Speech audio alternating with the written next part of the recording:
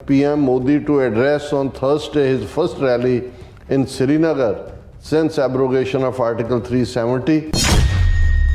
ਵਿਕਸਿਤ ਭਾਰਤ ਵਿਕਸਿਤ ਜੰਮੂ ਕਸ਼ਮੀਰ ਪ੍ਰੋਗਰਾਮ ਜਿਹੜਾ ਹੈ ਉਸ 'ਤੇ ਵੀ ਉਹ 5000 ਕਰੋੜ ਦੀ ਉਹਦੇ 'ਚ ਉਹਨਾਂ ਨੇ ਕਹਿਣਾ ਜੀ ਅਸੀਂ ਇਨਵੈਸਟਮੈਂਟ ਕਰ ਰਹੇ ਹਾਂ ਐਗਰੀ ਇਕੋਨਮੀ ਯੂਨੀਅਨ ਟੈਰੀਟਰੀ ਦੀ 1400 ਕਰੋੜ ਦਾ ਸਵਦੇਸ਼ ਦਰਸ਼ਨ ਤੇ ਐਂਡ ਪ੍ਰਸ਼ਾਦ ਇਹ ਕੋਈ ਸਪਿਰਿਚੁਅਲ ਪ੍ਰੋਗਰਾਮ ਦੇ ਥੱਲੇ ਫਿਰ ਦੇਖੋ ਆਪਣਾ ਦੇਸ਼ ਪੀਪਲ ਚੋਇਸ ਟੂਰਿਸਟ ਡੈਸਟੀਨੇਸ਼ਨ ਪੋਲ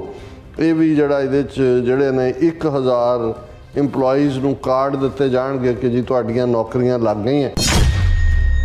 ਜਦੋਂ ਕਿ ਬਖਸ਼ੀ ਸਟੇਡੀਅਮ ਦੇ ਵਿੱਚ ਮੋਦੀ ਨੇ ਹੋਣਾ ਸੈਂਟਰਲ ਏਜੰਸੀਆਂ ਨੇ ਯਜ਼ਾਰਾ IB ਦੂਜੀਆਂ ਇਹਨਾਂ ਦੀਆਂ ਉਹਨਾਂ ਨੇ ਵਾਰਨ ਕੀਤਾ ਸਟੇਟ ਏਜੰਸੀਜ਼ ਨੂੰ ਕਿ ਜੀ ਖਾਲਿਸਤਾਨੀ ਜਿਹੜੇ ਐਲੀਮੈਂਟ ਨੇ ਪ੍ਰੋ ਖਾਲਿਸਤਾਨ ਐਲੀਮੈਂਟ ਉਹ ਕੋਈ ਬਹੁਤ ਵੱਡੀ ਇੱਥੇ ਗੜਬੜ ਕਰ ਸਕਦੇ ਨੇ ਉਹਨਾਂ ਨੇ ਕਿਹਾ ਕਿ ਜੀ ਅਸੀਂ ਇਸ ਨੂੰ ਮੋਨੀਟਰ ਕਰ ਰਹੇ ਹਾਂ ਔਰ ਐਕਸਟਰਾ ਸਿਕਿਉਰਿਟੀ ਔਰ ਜਿੱਥੋਂ ਦੀ ਮੋਦੀ ਨੇ ਲੰਘਣਾ ਸਾਰੇ ਸਕੂਲ ਬੰਦ ਦੂਜੇ ਤੀਜੇ ਉਹਨੂੰ ਉਹਨਾਂ ਨੇ ਉਵੇਂ ਜਿਵੇਂ ਅੱਗੇ ਵੀ ਇਹ ਜਾਂਦੇ ਨੇ ਔਰ ਬਿਲਕੁਲ ਲੋਕ ਘਰਾਂ 'ਚ ਤਾੜੇ ਹੁੰਦੇ ਨੇ ਹੁਣ ਜਿਹੜਾ ਇੰਡੀਆ ਦਾ ਹਾਈ ਕਮਿਸ਼ਨਰ ਹੈ ਉਹਨੇ 11 ਮਾਰਚ ਨੂੰ ਐਡਮਿੰਟਨ ਦੇ ਵਿੱਚ ਇੱਕ ਬਿਜ਼ਨਸ ਮੀਟ ਨੂੰ ਐਡਰੈਸ ਕਰਨਾ ਔਰ ਉਹਦੇ 'ਚ ਉਹਨਾਂ ਨੇ ਗੁਰਪ੍ਰਤਵੰਤ ਸਿੰਘ ਪੰਨੂ ਦੀ ਨੇ ਕਾਲ ਦਿੱਤੀ ਹੈ ਕਿ ਭਾਈ ਤੁਸੀਂ ਪ੍ਰੋਟੈਸਟ ਕਰੋ ਵਿਰੋਧ ਕਰੋ ਸੰਜੇ ਕੁਮਾਰ ਵਰਮਾ ਦਾ ਕਿਉਂਕਿ ਇਹ ਸੰਜੇ ਕੁਮਾਰ ਵਰਮਾ ਦੀ ਅਗਵਾਈ ਥੱਲੇ ਹੀ ਹਰਦੀਪ ਸਿੰਘ ਨਿੱਜਰ ਦਾ ਮਰਡਰ ਕੀਤਾ ਗਿਆ ਕੋਲਡ ਬਲੱਡਡ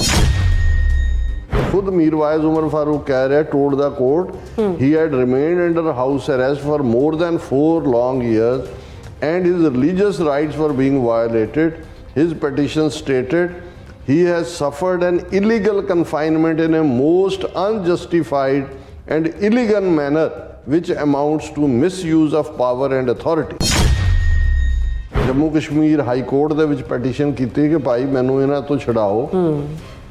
ਮੈਨੂੰ ਘਰੋਂ ਨਿਕਲਣ ਨਹੀਂ ਦਿੰਦੇ ਨਜ਼ਰਬੰਦੀ ਹੈ 4 ਚੁਫੇਰੇ ਦੂਜਾ ਹੁਣ ਉੱਥੇ ਹਾਈ ਕੋਰਟ ਦੇ ਵਿੱਚ ਜਿਹੜਾ ਉਹਨਾਂ ਦਾ ਐਡੀਸ਼ਨਲ ਸੋਲੀਸਿਟਰ ਜਨਰਲ ਹੈ ਉਹ ਕਹਿੰਦਾ ਹੈ ਕਿ ਵੀ ਇਹ ਤਾਂ ਬਿਲਕੁਲ ਝੂਠ ਬੋਲ ਰਹੇ ਨੇ ਅਸੀਂ ਤਾਂ ਜਿਹੜੀ ਇਹ ਪੁਲਿਸ ਔਰ ਦੂਜੀ ਸਾਰੀ ਰੱਖੀ ਹੋਈ ਹੈ ਤਾਂ ਇਹਨਾਂ ਦੀ ਸਿਕਿਉਰਿਟੀ ਲਈ ਰੱਖੀ ਹੋਈ ਹੈ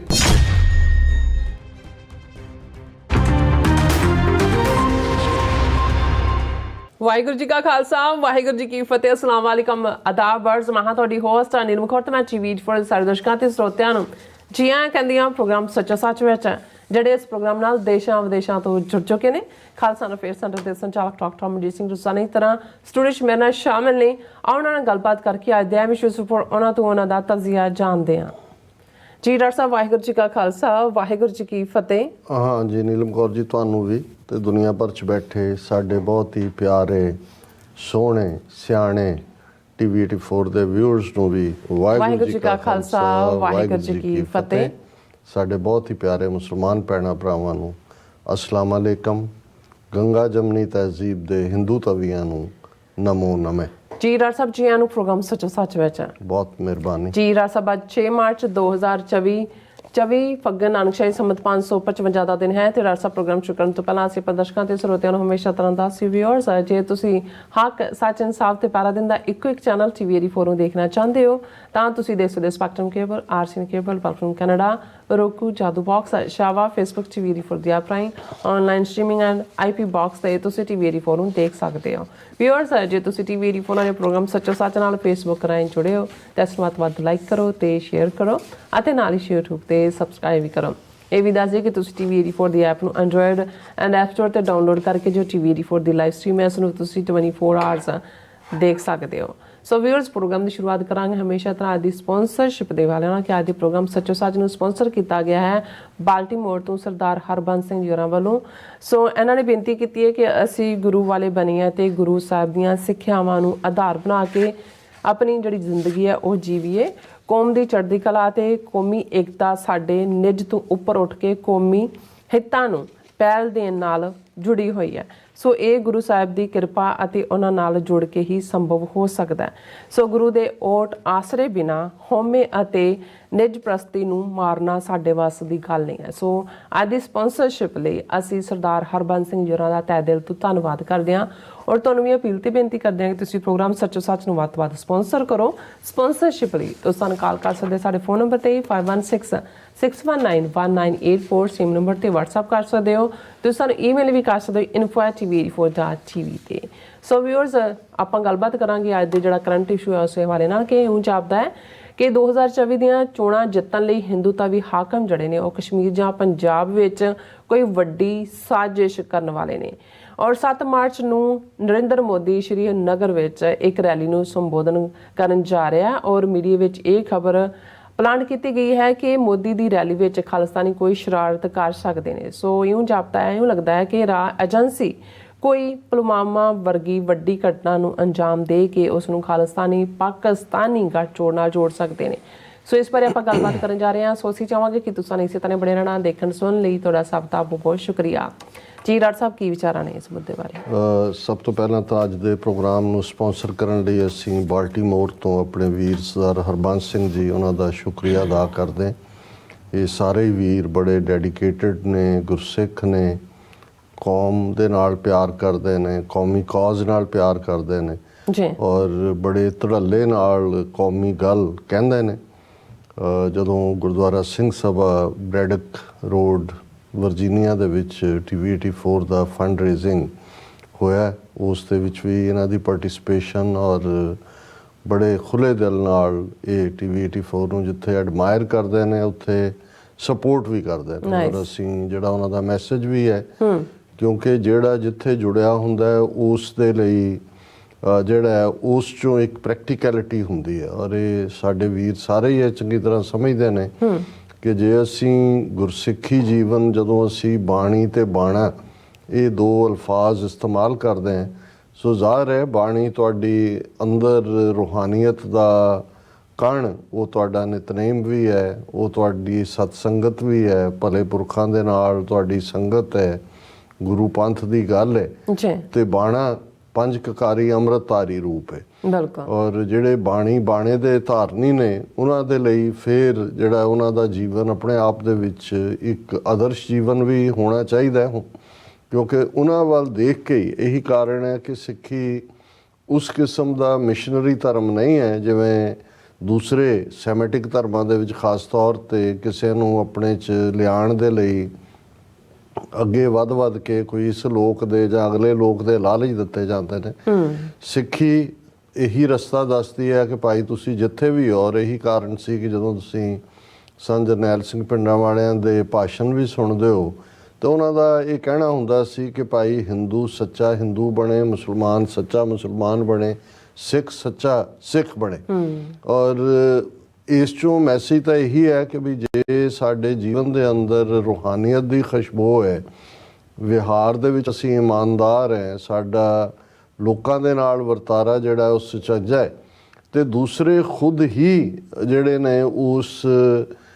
ਜਿਵੇਂ ਮੈਗਨੇਟ ਜਾਂ ਚੁੰਬਕ ਹੁੰਦਾ ਹੈ, ਚੁੰਬਕ ਵੱਲ ਜਿਹੜੀ ਆਇਰਨ ਡਸਟ ਹੈ, ਲੋਹੇ ਦੇ ਕਣ ਨੇ, ਉਹ ਖੁਦ ਹੀ ਆ ਕੇ ਚੰਬੜ ਜਾਂਦੇ ਨੇ। ਸੋ ਤੁਹਾਡੇ ਜੀਵਨ ਦੀ ਖੁਸ਼ਬੂ ਦੂਸਰਿਆਂ ਨੂੰ ਇਹ ਅਹਿਸਾਸ ਕਰਵਾਏ ਕਿ ਭਾਈ ਇਸ ਦਾ ਗੁਰੂ, ਇਸ ਦਾ ਇਸ਼ਟ, ਇਸ ਦਾ ਈਮਾਨ ਕਿਹੋ ਜਿਹਾ ਕਿ ਭਾਈ ਦੇ ਅੰਦਰ ਖੁਸ਼ਬੂ ਹੈ, ਇਹ ਜਿੱਥੇ ਬੈਠਦਾ ਹੱਕ ਨਿਆਂ ਦੀ ਗੱਲ ਕਰਦਾ ਹੈ, ਇਸ ਦੇ ਅੰਦਰ ਨਿਮਰਤਾ ਹੈ। ਪਰ ਇਸ ਦੇ ਉਲਟ ਜਦੋਂ ਅਸੀਂ ਇਸ ਖਾਲਸਾਈ ਬਾਣੇ ਦੇ ਵਿੱਚ ਹੁੰਦਿਆਂ ਕੌੜੇ ਬੋਲ ਜਾਂ ਨਫ਼ਰਤ ਜਾਂ ਗਾਲੀ ਗਲੋਚ, ਈਵਨ ਮੈਂ ਸੋਸ਼ਲ ਮੀਡੀਆ 'ਤੇ ਦੇਖਦਾ ਜਿਹੜੇ ਕੁਛ ਨਿਹੰਗ ਬਾਣੇ ਦੇ ਵਿੱਚ ਵੀ ਹੋ ਕੇ ਜਦੋਂ ਤੁਸੀਂ ਉਹਨਾਂ ਦਾ ਅਦਰਵਾਈਜ਼ ਵਰਤਾਰਾ ਦੇਖਦੇ ਹੋ, ਹਾਲਾਂ ਉਹਨਾਂ 'ਚੋਂ ਕਿੰਨੇ ਜਾਲੀ ਨੇ ਜਾਂ ਕੀ ਹੈ ਇੱਕ ਵੱਖਰੀ ਗੱਲ ਹੈ, ਪਰ ਇਹ ਸਾਡੇ ਜਿਹੜਾ ਵਿਹਾਰ ਹੈ ਉਸ ਦੇ ਵਿੱਚੋਂ ਸਾਡਾ ਜੀਵਨ ਰਿਫਲੈਕਟ ਹੁੰਦਾ ਹੈ। ਔਰ ਇਸੇ ਤਰ੍ਹਾਂ ਆਪਣੇ ਕਿੱਤੇ ਦੇ ਵਿੱਚ ਇਮਾਨਦਾਰੀ, ਕਿ ਜਿਸ ਕੰਮ 'ਚ ਵੀ ਅਸੀਂ ਹਾਂ ਉਸ ਨੂੰ ਇਮਾਨਦਾਰੀ ਨਾਲ ਕਰੀਏ। ਔਰ ਇਹ ਜਦੋਂ ਕਿਰਤ ਕਰੋ, ਨਾਮ ਜਪੋ, ਵੰਡ ਛਕੋ, ਇਹ ਕਿਰਤ ਬਹੁਤ ਇੰਪੋਰਟੈਂਟ। ਔਰ ਕਿਰਤ ਮਤਲਬ ਹੀ ਇਹ ਹੈ ਕਿ ਸਿੰਸੀਅਰਲੀ ਅਰਨਡ ਬ੍ਰੈਡ, ਕਿ ਜਿਹੜੀ ਤੁਹਾਨੂੰ ਜਿਹੜੀ ਚੀਜ਼ ਦੇ ਉੱਤੇ ਤੁਹਾਡਾ ਹੱਕ ਹੈ, ਤੁਹਾਡੀ ਮਿਹਨਤ ਕਰਕੇ ਤੁਹਾਡੀ ਕਿਰਤ, ਉਹ ਤੁਹਾਡੀ ਤਨਖਾਹ ਹੈ, ਤੁਸੀਂ ਟੈਕਸੀ ਚਲਾਉਂਦੇ ਹੋ, ਤੁਸੀਂ ਟਰੱਕ ਚਲਾਉਂਦੇ ਹੋ, ਤੁਸੀਂ ਡਾਕਟਰ ਹੋ, ਇੰਜੀਨੀਅਰ ਹੋ, ਦੂਸਰੇ ਹੋ, ਕਦੇ ਵੀ ਜਦੋਂ ਤੁਸੀਂ ਗਰੀਡ ਦਾ ਜਾਂ ਲਾਲਚ ਦਾ ਸਹਾਰਾ ਲੈ ਕੇ ਜਿਹੜਾ ਕੁਛ ਵੀ ਕੰਮ ਕਰੋਗੇ, ਫਿਰ ਅਲਟੀਮੇਟਲੀ ਤੁਸੀਂ ਉਸ ਦੌੜ ਦੇ ਵਿੱਚ ਦਾਖਲ ਹੋ ਜਾਂਦੇ ਹੋ ਜਿਹਦੇ 'ਚ ਸਹਿਸ ਖੱਟੇ ਲੱਖ ਕੋ ਉਠ ਧਾਵੇ ਤ੍ਰਿਪਤ ਨਾ ਆਵੇ ਮਾਇਆ ਪਾਛੇ ਪਾਵੇ। ਉਸ ਦੌੜ 'ਚ ਕੋਈ ਸੰਤੁਸ਼ਟਤਾ ਨਹੀਂ ਹੁੰਦੀ। ਇਸੇ ਤਰ੍ਹਾਂ ਤੁਹਾਡੇ ਜਦੋਂ ਅਸੀਂ ਕਹਿੰਦੇ ਹਾਂ ਸੂਰਬੀਰ ਬਚਨ ਕੇ ਬਲੀ, ਇਹ ਸਿੱਖ ਦਾ ਕਰੈਕਟਰ ਹੋਣਾ ਚਾਹੀਦਾ ਵੀ ਸਿੱਖ ਇਸੇ ਲਈ ਕੋਈ ਸਹੁੰ ਖਾਣੀ ਜਿਹੜੀ ਹੈ ਸਾਡੇ 'ਚ ਬਿਲਕੁਲ ਮਨ ਹੈ। ਉਹਦਾ ਇੱਕ ਰੀਜ਼ਨ ਹੈ ਕਿ ਸਹੁੰ ਤਾਂ ਤੁਸੀਂ ਤਾਂ ਖਾਓ ਜੇ ਤੁਸੀਂ ਅਦਰਵਾਈਜ਼ ਝੂਠ ਬੋਲਦੇ ਹੋ, ਤੁਸੀਂ ਕਹੋ ਜੀ ਮੈਂ ਸਹੁੰ ਖਾ ਕੇ ਸੱਚ ਬੋਲਦਾ।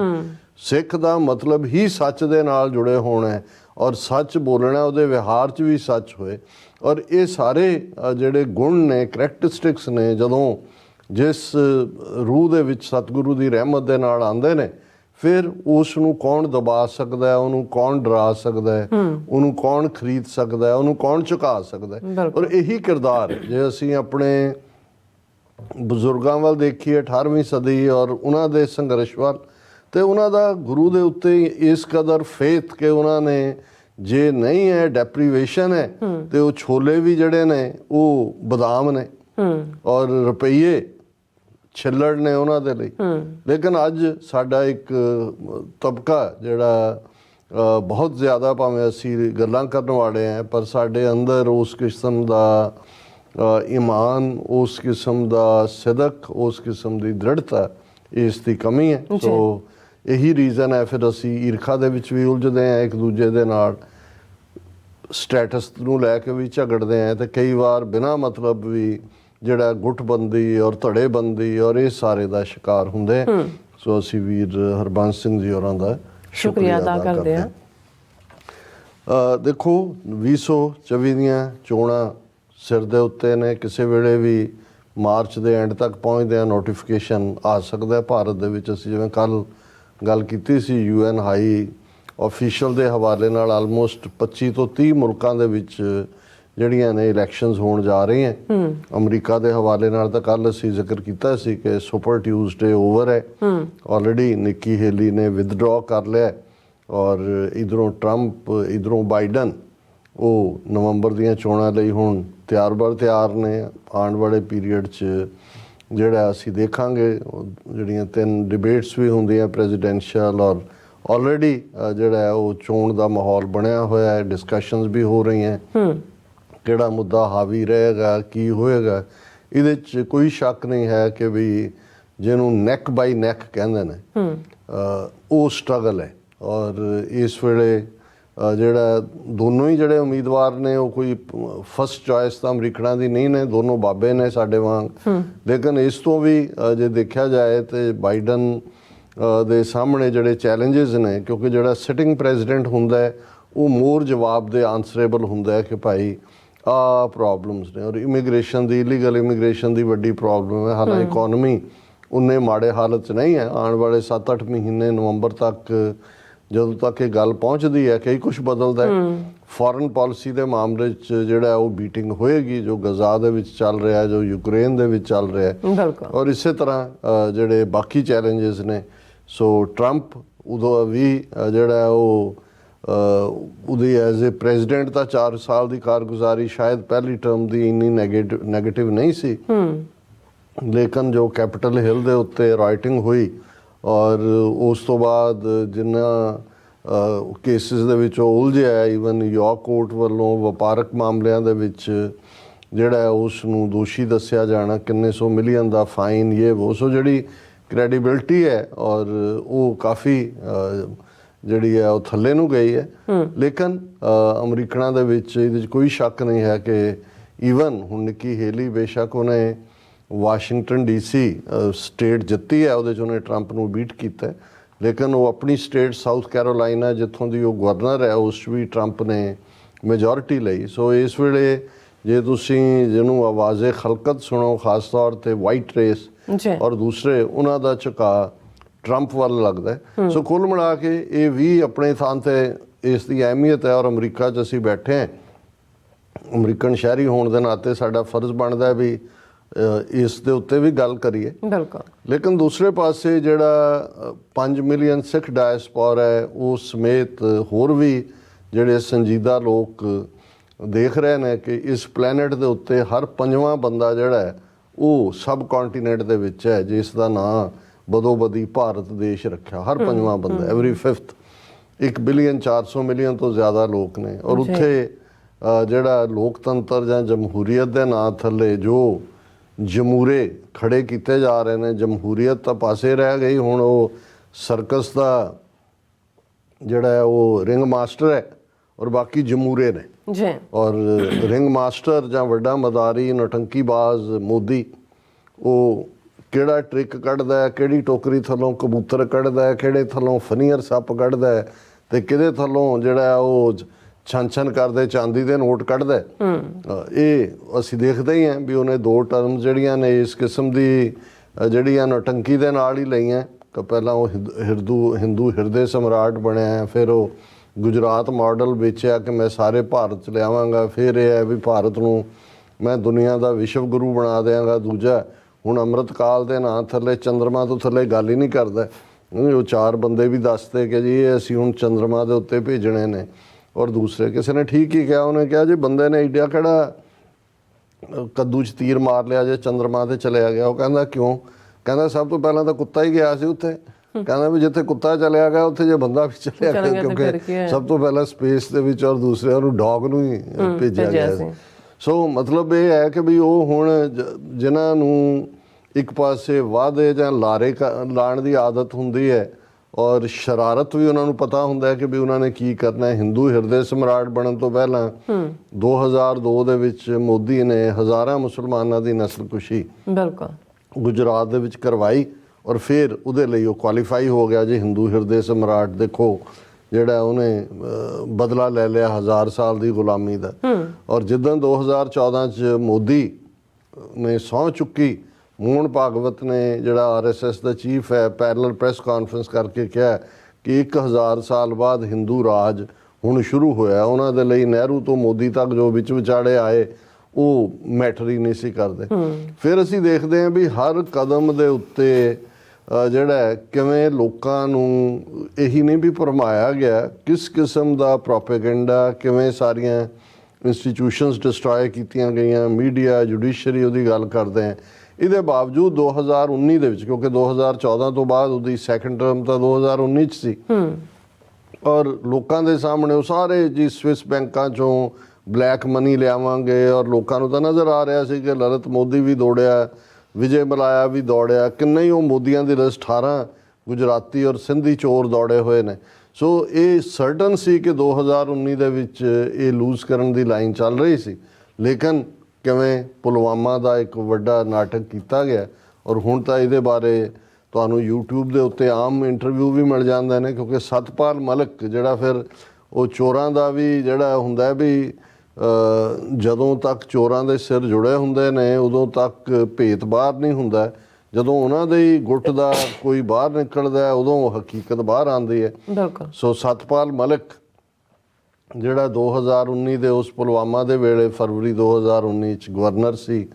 ਔਰ ਜਿਹਦੇ ਹੁੰਦਿਆਂ ਹੀ ਕਸ਼ਮੀਰ ਦਾ ਸਟੇਟਸ 5 ਅਗਸਤ 2019 ਨੂੰ ਆਰਟੀਕਲ 370-35A ਖ਼ਤਮ ਕੀਤਾ ਗਿਆ। ਉਹਨੇ ਇਹਨਾਂ ਦਾ ਭਾਂਡਾ ਜਿਹੜਾ ਉਹ ਸਰੇ ਬਾਜ਼ਾਰ ਫੋੜਿਆ, ਇਹ ਕਹਿ ਕੇ ਕਿ ਭਾਈ ਮੈਂ ਤਾਂ ਜਦੋਂ ਮੈਨੂੰ ਇਹ ਲੱਗਾ ਕਿ ਵੀ ਉਹ ਤਾਂ ਜਿਹੜੇ ਮਾਰੇ ਗਏ ਕਿੰਨੇ 35 ਕੇ 36, ਉਹ ਤਾਂ 5 ਜਹਾਜ਼ ਮੰਗਦੇ ਸੀ ਜਿਨ੍ਹਾਂ 'ਚ ਉਹਨਾਂ ਨੇ ਆਉਣਾ ਸੀ। ਉਹ ਕਹਿੰਦਾ ਮੈਨੂੰ ਕਹਿ ਦਿੰਦੇ ਮੈਂ ਪ੍ਰਬੰਧ ਕਰ ਦੇਣਾ ਸੀ, ਔਰ ਇਹ ਜਾਣ ਬੁੱਝ ਕੇ ਕੀਤਾ। ਉਹਨੇ ਕਿਹਾ ਜੀ ਜਦੋਂ ਮੈਂ ਇਹ ਗੱਲ ਮੋਦੀ ਨੂੰ ਵੀ ਕਹੀ ਔਰ ਅਜੀਤ ਡੋਵਲ ਨੂੰ ਵੀ ਕਹੀ तो उन्हें मैनू कहा कि भी सतपाल चुप रहो, आप खामोश रहें, इस पर कुछ ना कहें। सो फिर असी देखते हैं भी उन्होंने शहीद बना के और उन्होंने बड़े बड़े जड़े ने वो पोस्टर पिछे ला के बड़े उन्होंने बोर्ड होर्डिंग्स मोदी ने भारत भारत एक ऐसा माहौल क्रिएट करता है कि ਜਿਹੜਾ ਉਹਦੇ ਖਿਲਾਫ ਕੋਈ ਕਹੇ ਉਹ ਬੋਲ ਹੀ ਨਹੀਂ ਸਕਦਾ। और ਉਹਦੇ पुलवामा की आड़ ਦੇ ਵਿੱਚ फिर बालाकोट सर्जिकल स्ट्राइक और ये भारत और पाकिस्तान को सबक सिखा दिता। और दूसरा ये भी सामने आया कि भी ना वो सर्जिकल स्ट्राइक च उन्हों का कोई नुकसान होया ना, लेकिन उन्होंने प्रोपेगेट इवें किया गया कि जिवें बालाकोट दे विच बहुत वड्डा ट्रेनिंग कैंप जिहदे च हज़ारां कश्मीरी मुजाहिदीन ट्रेनिंग लैंदे सी, उन्होंने डिस्ट्रॉय किया। हुण असीं ये सारे पिछोकड़ नूं इसलिए डिस्कस कर रहे हैं कि हुण क्योंकि ਜਦੋਂ ਇੱਕ ਪਾਸੇ बड़े अडंबर किए ने मोदी ने, ये कोई शक नहीं है कि ਇੱਕ ਹੱਦ ਤੱਕ ਤੇ ਵਿਸ਼ਨੂੰ ਦਾ ਅਵਤਾਰ ਕਹਿਣ ਵਾਲੇ ਸੀ ਮੋਦੀ ਨੂੰ ਜਦੋਂ ਉਹਨੇ ਪ੍ਰਾਣ ਪ੍ਰਤਿਸ਼ਠਾ ਰਾਮ ਮੰਦਰ ਦੀ ਕੀਤੀ, ਪਰ ਇੱਕ ਦੋ ਉਸ ਤੋਂ ਵੀ ਅੱਗੇ ਚਲੇ ਗਏ, ਕਹਿੰਦੇ ਵਿਸ਼ਨੂੰ ਦਾ ਅਵਤਾਰ ਨਹੀਂ, ਮੋਦੀ ਜੀ ਖੁਦ ਵਿਸ਼ਨੂੰ ਭਗਵਾਨ ਹੈ। ਚਲੋ ਉਹ ਤਾਂ ਹੁਣ ਧਾਰਮਿਕ ਦੁਨੀਆ 'ਚ ਤਾਂ ਉੱਥੇ ਆ ਕੇ ਗੱਲ ਮੁੱਕ ਜਾਂਦੀ ਹੈ ਕਿ ਬਾਈ ਜਦੋਂ ਹੁਣ ਉਹ ਵਿਸ਼ਨੂੰ ਦਾ ਅਵਤਾਰ ਹੀ, ਫਿਰ ਉਹਨੂੰ ਲੱਗਾ ਵੀ ਸ਼ਾਇਦ, ਕਿਉਂਕਿ ਜਦੋਂ ਤੁਸੀਂ ਵਿਸ਼ਨੂੰ ਅਵਤਾਰਾਂ ਦੀ ਬੈਕਗਰਾਊਂਡ ਦੇਖਦੇ ਹੋ ਤਾਂ ਜਿੰਨੇ ਵੀ 10-12 ਅਵਤਾਰ ਵਿਸ਼ਨੂੰ ਦੇ, ਰਾਮ ਜੀ, ਕ੍ਰਿਸ਼ਨ ਜੀ, ਬਲਰਾਮ ਜੀ, ਇਹ ਸਾਰੇ ਨੇ, ਤੇ ਉਹਦੇ 'ਚ ਉਹਨੂੰ ਲੱਗਾ ਕਿ ਵੀ ਇਹ ਰਾਮਾ ਅਵਤਾਰ ਨਾਲ ਇਕੱਲੇ ਗੱਲ ਨਹੀਂ ਬਣਦੀ, ਅਜੇ ਤਾਂ ਮੈਂ ਵਿਸ਼ਨੂੰ ਦਾ ਰੂਪ ਰਾਮ ਦੇ ਰੂਪ 'ਚ ਹੀ ਧਾਰਿਆ, ਕ੍ਰਿਸ਼ਨ ਦਾ ਹੋਣਾ ਵੀ ਬੜਾ ਜ਼ਰੂਰੀ ਹੈ। ਫਿਰ ਅਸੀਂ ਦੇਖਦੇ ਹਾਂ ਕਿਵੇਂ ਗੋਤਾਖੋਰਾਂ ਨੂੰ ਨਾਲ ਲੈ ਕੇ ਔਰ ਦੁਆਰਕਾ ਜੀ ਦੇ ਵਿੱਚ ਕਿ ਜੀ ਜਿਹੜਾ ਦੁਆਰਕਾ ਪੁਰਾਣਾ ਸੀ ਜਿਹੜਾ ਸਮੁੰਦਰ ਦੇ ਵਿੱਚ ਚਲਾ ਗਿਆ, ਕਿ ਜੀ ਆਰਕੀਓਲੋਜੀ ਵਾਲਿਆਂ ਨੇ ਕਿਹਾ ਉਹ ਬੈਠ ਕੇ ਠੁਰੂ ਠੁਰੂ ਕਰਦਾ ਉਹਦੇ 'ਚ ਵੜ ਕੇ ਜਿਹੜਾ ਕਹਿੰਦਾ ਕਿਆ ਅਨੁਭਵ ਹੁਆ ਜੈਸੇ ਮੈਂ ਹੀ ਦੁਆਰਕਾ में पहुँच गया हूँ ਕਿ ਵੀ ਮੈਂ ਹੁਣ ਕ੍ਰਿਸ਼ਨ ਵੀ ਐ ਮੈਂ। ਸੋ ਬਾਕੀ ਹਰ ਰੋਜ਼ ਉਹਦਾ ਕੁਛ ਇਸ ਕਿਸਮ ਦਾ ਫੈਂਸੀ ਡਰੈਸ ਉਹਦਾ ਨਜ਼ਰ ਆਉਂਦਾ ਹੈ ਕਿ ਆਮ ਲੋਕ ਵੀ ਹੱਸਦੇ ਨੇ, ਔਰ ਨਾਲ ਦੀ ਨਾਲ ਇਹ ਵੀ ਨਜ਼ਰ ਆ ਰਿਹਾ ਕਿ ਵੀ ਚੈਲੰਜ ਵੀ ਹੋ ਰਿਹਾ ਇਫੈਕਟਿਵਲੀ ਜਿਸ ਕਿਸਮ ਦਾ। ਇਸ ਸਾਰੇ ਦੇ ਚੱਲਦੇ ਆ ਇਹ ਮੈਂ ਜਦੋਂ ਅੱਜ ਕਸ਼ਮੀਰ ਦੇ ਹਵਾਲੇ ਨਾਲ ਗੱਲ ਕਰ ਰਹੇ ਹਾਂ, ਹਾਲਾਂ ਅਸੀਂ ਪਿਛਲੇ ਕੁਝ ਦਿਨ ਪਹਿਲਾਂ ਪਾਸਿਕ ਰੈਫਰੈਂਸ ਕਿਹਾ ਸੀ ਕਿ 7 ਮਾਰਚ ਨੂੰ ਮੋਦੀ ਨੇ ਪਹਿਲੀ ਵਾਰ ਕਸ਼ਮੀਰ ਵਾਦੀ 'ਚ ਜਾਣਾ। ਪਹਿਲੀ ਵਾਰ ਇਹ ਨਹੀਂ ਕਿ ਵੀ ਪਹਿਲਾਂ ਉਹ ਗਿਆ ਨਹੀਂ ਹੈ, ਲੇਕਿਨ ਜਦੋਂ ਦਾ 4 ਸਾਲ ਪਹਿਲਾਂ 5 ਅਗਸਤ 2019 ਨੂੰ ਜਿਹੜਾ ਕਸ਼ਮੀਰ ਦਾ ਸਟੇਟਸ ਖਤਮ ਕੀਤਾ ਔਰ ਜੋ ਕਸ਼ਮੀਰ 'ਚ ਜ਼ੁਲਮ ਲਗਾਤਾਰਤਾ ਨਾਲ 4 ਸਾਲ ਤੋਂ ਚੱਲ ਰਹੇ ਨੇ, ਸੋ ਉਹਦੇ ਜੰਮੂ ਤਾਂ ਹੁਣ ਪਿੱਛੇ ਜਾ ਕੇ ਆਇਆ, ਲੇਕਿਨ ਕਸ਼ਮੀਰ ਵਾਦੀ 'ਚ ਔਰ ਉੱਥੇ ਵੀ ਉਹਨਾਂ ਨੇ ਬਖਸ਼ੀ ਸਟੇਡੀਅਮ ਦੇ ਵਿੱਚ ਬਹੁਤ ਵੱਡੀ ਉਹਦੀ ਰੈਲੀ ਰੱਖੀ ਹੈ। ਪਰ ਇਸ ਸਾਰੇ ਦੇ ਵਿੱਚ ਪਹਿਲਾਂ ਤਾਂ ਉਹਨੇ ਨੌਟੰਕੀ, ਜਿਵੇਂ ਉਹ ਹਰ ਥਾਂ ਹਾਵੜਾ ਬ੍ਰਿਜ ਤੋਂ ਲੈ ਕੇ ਬੰਗਾਲ ਜਾਂ ਤਮਿਲਨਾਡੂ ਕੇ ਜੀ ਪ੍ਰੋਜੈਕਟ ਕਿੰਨੇ ਹਜ਼ਾਰ ਕਰੋੜ ਦੇ, ਪਹਿਲਾਂ ਤਾਂ ਇਹ ਡਰਾਮਾ ਹੈ PM Modi to address on Thursday his first rally in Srinagar since abrogation of article 370। ਬਹੁਤ ਵੱਡੇ ਸਿਕਿਉਰਿਟੀ ਅਰੇਂਜਮੈਂਟ ਨੇ ਬਖਸ਼ੀ ਸਟੇਡੀਅਮ ਦੇ ਵਿੱਚ ਹੈ, ਲੇਕਿਨ ਉਸ ਤੋਂ ਪਹਿਲਾਂ ਉਹਨੇ multiple development projects worth more than rupees 6,400 crore 6,400 crore ਦੇ ਪ੍ਰੋਜੈਕਟ, ਜਿਨ੍ਹਾਂ ਦੇ ਵਿੱਚ ਵਿਕਸਿਤ ਭਾਰਤ, ਵਿਕਸਿਤ ਜੰਮੂ ਕਸ਼ਮੀਰ ਪ੍ਰੋਗਰਾਮ ਜਿਹੜਾ ਹੈ ਉਸ ਦੇ ਵੀ ਉਹ 5,000 ਕਰੋੜ ਦੀ, ਉਹਦੇ 'ਚ ਉਹਨਾਂ ਨੇ ਕਹਿਣਾ ਜੀ ਅਸੀਂ ਇਨਵੈਸਟਮੈਂਟ ਕਰ ਰਹੇ ਹਾਂ ਐਗਰੀ ਇਕੋਨਮੀ ਯੂਨੀਅਨ ਟੈਰੀਟਰੀ ਦੀ। ਫਿਰ ਨਾਲ ਦੀ ਨਾਲ ਉਹਨਾਂ ਨੇ ਜਿਹੜਾ ਦੂਸਰਾ ਪ੍ਰੋਜੈਕਟ ਜਿਹੜਾ ਇਹ ਕਿ 1,400 ਕਰੋੜ ਦਾ ਸਵਦੇਸ਼ ਦਰਸ਼ਨ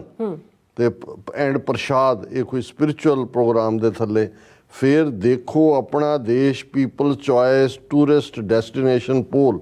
ਇਹ ਵੀ ਜਿਹੜਾ ਇਹਦੇ 'ਚ ਜਿਹੜੇ ਨੇ 1,000 ਇੰਪਲੋਈਜ਼ ਨੂੰ ਕਾਰਡ ਦਿੱਤੇ ਜਾਣਗੇ ਕਿ ਜੀ ਤੁਹਾਡੀਆਂ ਨੌਕਰੀਆਂ ਲੱਗ ਗਈਆਂ। ਔਰ ਫਿਰ ਇਸੇ ਤਰ੍ਹਾਂ ਇੱਕ ਪ੍ਰੋਜੈਕਟ ਜਿਹੜਾ ਹੋਲਿਸਟਿਕ ਐਗਰੀਕਲਚਰ ਡਿਵੈਲਪਮੈਂਟ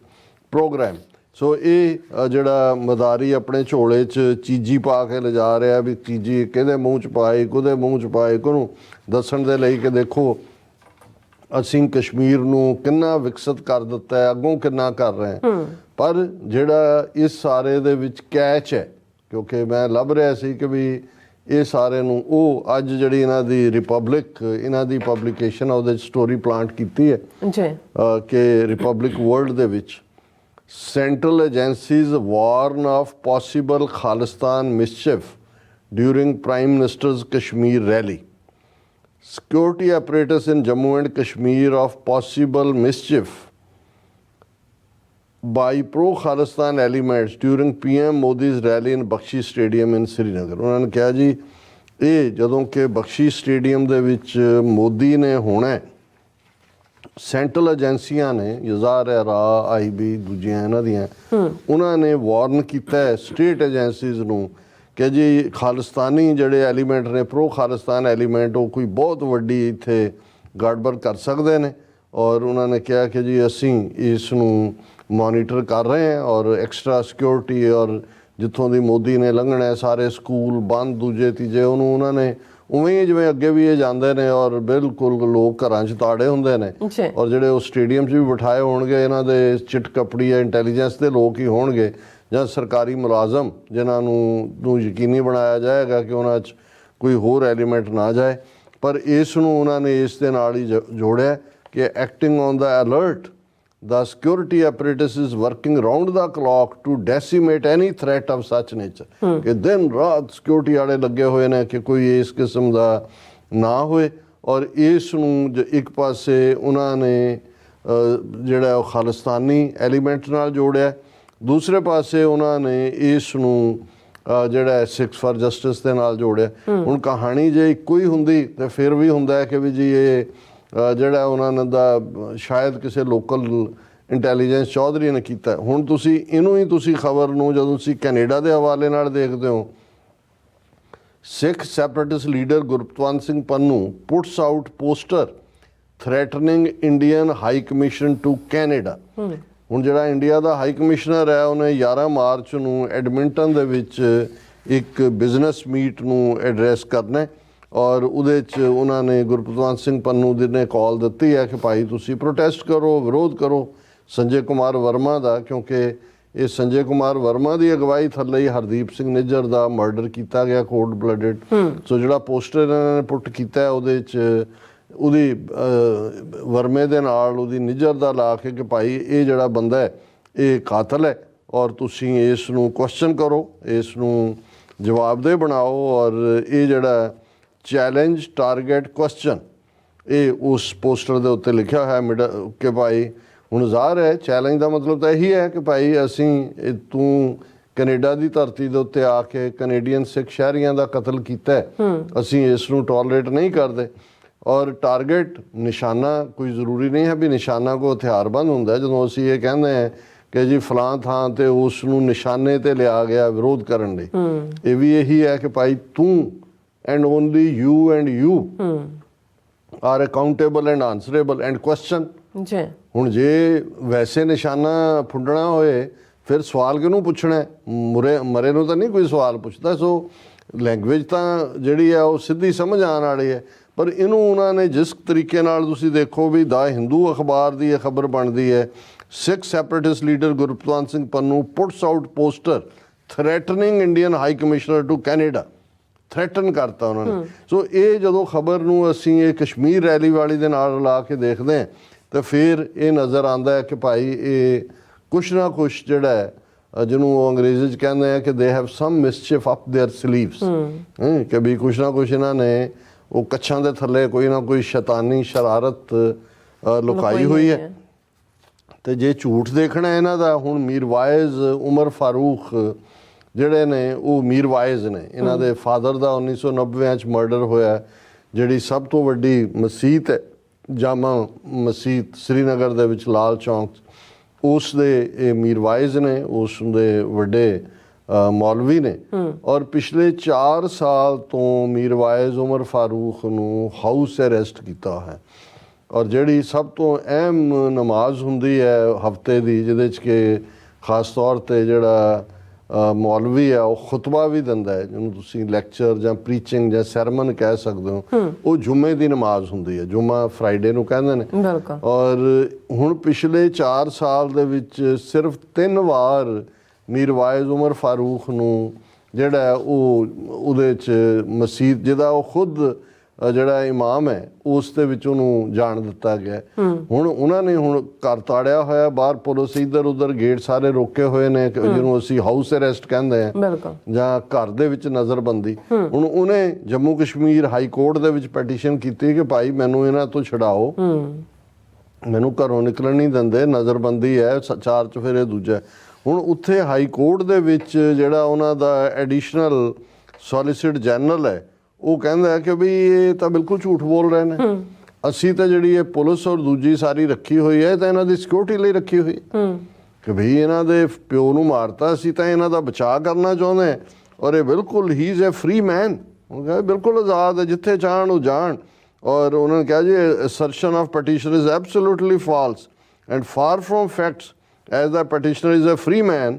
ਔਰ ਉਹ ਕਹਿੰਦੇ ਜੀ ਬਿਲਕੁਲ ਇਹ ਤਾਂ ਐਡਵੋਕੇਟ ਜਨਰਲ ਜਿਹੜਾ additional advocate general Mohsin Qadri, ਉਹਨੇ ਕਿਹਾ ਜੀ ਬਿਲਕੁਲ ਉਹ ਫਰੀ ਬੰਦਾ ਹੈ, ਉਹਨੂੰ ਕੋਈ ਵੀ, ਅਸੀਂ ਤਾਂ ਪਿਓਰਲੀ ਫॉर ਸੇਫਟੀ, ਇਹਨਾਂ ਦੀ ਸੁਰੱਖਿਆ ਕਰਕੇ ਅਸੀਂ ਰੱਖਿਆ ਹੋਇਆ। It is purely for safety and security purposes as a preventive measure. ਔਰ ਉਹਦੇ 'ਚ ਜਿਹੜੀ ਉਹਨਾਂ ਦੀ ਪੈਟੀਸ਼ਨ ਸੀ ਮੀਰਵਾਇਜ਼ ਉਮਰ ਫਾਰੂਕ ਦੇ, ਉਹਨੇ ਕਿਹਾ ਜੀ ਵੀ ਇਹ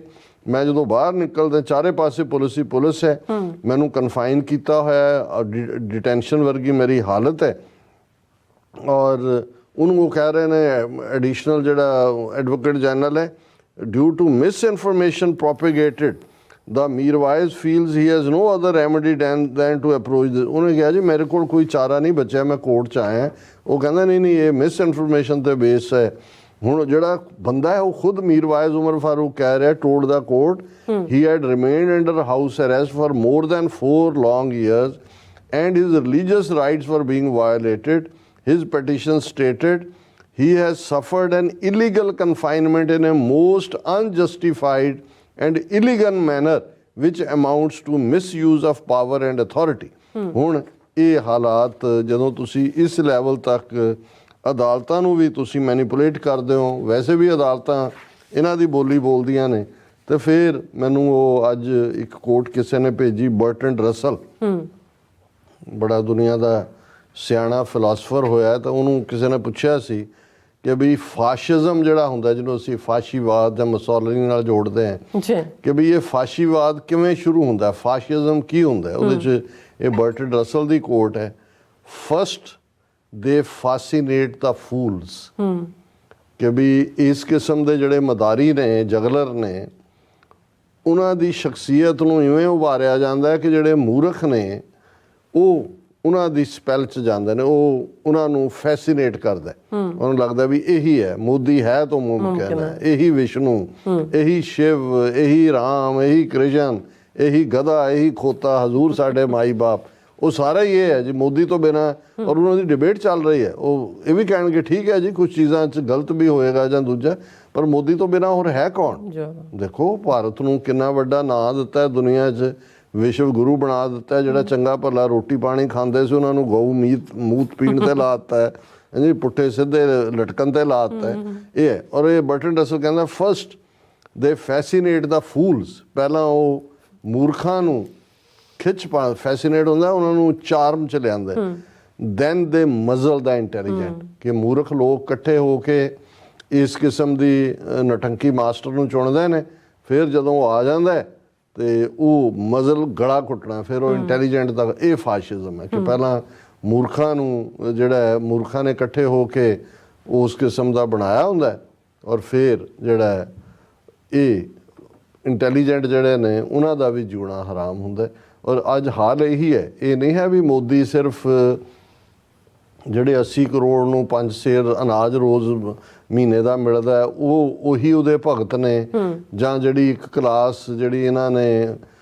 ਕ੍ਰੀਏਟ ਕੀਤੀ ਹੋਈ ਹੈ, ਜਿਹੜੀ ਦਿਨ ਰਾਤ ਵਟਸਐਪ ਯੂਨੀਵਰਸਿਟੀ ਦੇ ਉੱਤੇ ਮੋਦੀ ਦੇ ਮੈਸੇਜ ਪੜ੍ਹਦੀ, ਉਹੀ ਹੈ। ਲੇਕਿਨ ਬ੍ਰਿਲੀਅੰਟ ਲੋਕ ਵੀ, ਦੂਜੇ ਵੀ, ਉਹਨਾਂ ਨੂੰ ਇਹ ਹੁੰਦਾ ਕਿ ਜੀ ਚਲੋ ਕੁਛ ਵੀ ਹੈ, ਮੋਦੀ ਨੇ ਹਿੰਦੂਤਵਾਦ ਦਾ ਨਾਂ ਤਾਂ ਉੱਚਾ ਕੀਤਾ ਹੈ ਨਾ, ਪ੍ਰਾਈਡ ਤਾਂ ਦਿੱਤਾ ਹੈ ਨਾ। ਹੁਣ ਜਦੋਂ ਤੁਸੀਂ ਇਸ ਲੈਵਲ ਤੱਕ ਪਹੁੰਚ ਜਾਓ, ਫਿਰ ਇਹੀ ਹੁੰਦਾ ਕਿ ਵੀ ਉਹ ਸੁਸਾਇਟੀਜ਼, ਇਹੀ ਹਾਲ ਇਟਲੀ ਦਾ ਹੋਇਆ ਮੁਸੋਲਿਨੀ ਦੇ ਥੱਲੇ, ਇਹੀ ਹਾਲ ਜਰਮਨੀ ਦਾ ਹੋਇਆ ਨਾਜ਼ੀਆਂ ਦੇ, ਔਰ ਖਾਸ ਕਰ ਹਿਟਲਰ ਦੇ ਥੱਲੇ। ਔਰ ਮੋਦੀ ਵੀ ਉਸੇ ਰਾਹ ਦੇ ਉੱਤੇ ਤੁਰਿਆ ਹੋਇਆ, ਔਰ ਫੂਲਸ ਨੇ ਉਹਨੂੰ ਖੜਾ ਕੀਤਾ, ਔਰ ਉਹ ਬਾਕੀਆਂ ਦੇ ਗਲ ਹੁਣ ਕੁੱਟਣ ਵੱਲ ਜਾ ਰਿਹਾ। ਜੀ ਡਾਕਟਰ ਸਾਹਿਬ, ਤੁਹਾਡਾ ਬਹੁਤ ਬਹੁਤ ਸ਼ੁਕਰੀਆ। ਸੋ ਥੱਲੇ ਨੇ ਬ੍ਰੇਕ ਔਰ ਬ੍ਰੇਕ ਤੇ ਜਾਣ ਤੋਂ ਪਹਿਲਾਂ ਅਸੀਂ ਆਪਣੇ ਦਰਸ਼ਕਾਂ ਤੇ ਸਰੋਤਿਆਂ ਨੂੰ ਫੀਲ ਤੇ ਬੇਨਤੀ ਕਰਦੀ ਹਾਂ, ਵਿਊਅਰਸ, ਜਿਸ ਤਰ੍ਹਾਂ ਕਿ ਤੁਸੀਂ ਜਾਣਦੇ ਹੋ ਕਿ ਟੀਵੀ 84 ਇੱਕ ਪੰਥਕ ਚੈਨਲ ਹੈ। ਟੀਵੀ 84 ਦੀ ਚੜ੍ਹਦੀ ਕਲਾ ਲਈ ਵੱਧ ਤੋਂ ਵੱਧ